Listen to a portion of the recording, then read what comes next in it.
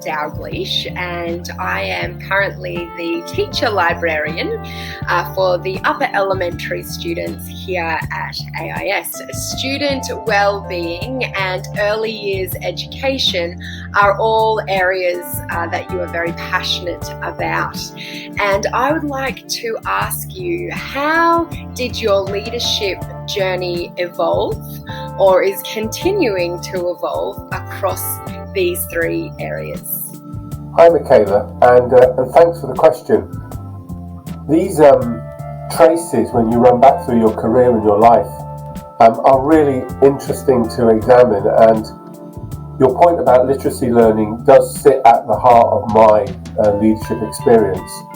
I was a really happy teacher, this is a long time ago, and really enjoyed it for quite a number of years, for a decade. But that's kind of what I did at the beginning of my career, and moved through the ranks within schools and school leadership, but got the opportunity to get heavily involved in looking again at literacy learning, particularly for those children who find it hard. And I've always remained curious about this, if you like, commonplace miracle where children just learn how to be literate, which I think is just the most remarkable act, and opens up the joy and the power of literacy, which we know drives so much future learning in all areas of the curriculum.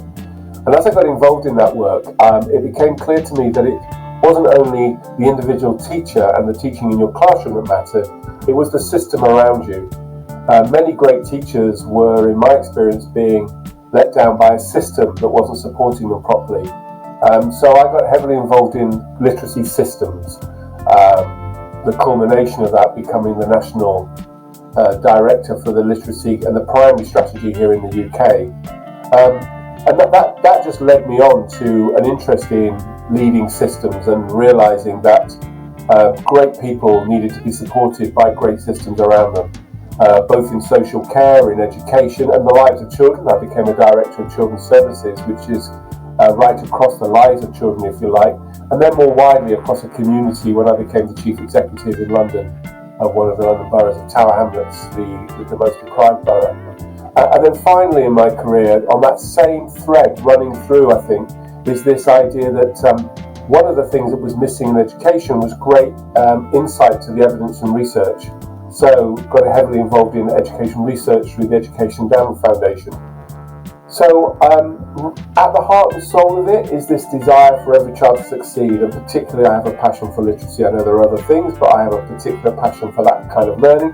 And I realise that it's about the system supporting the teacher to support the child, and that I guess is what drives my leadership work. Thank you.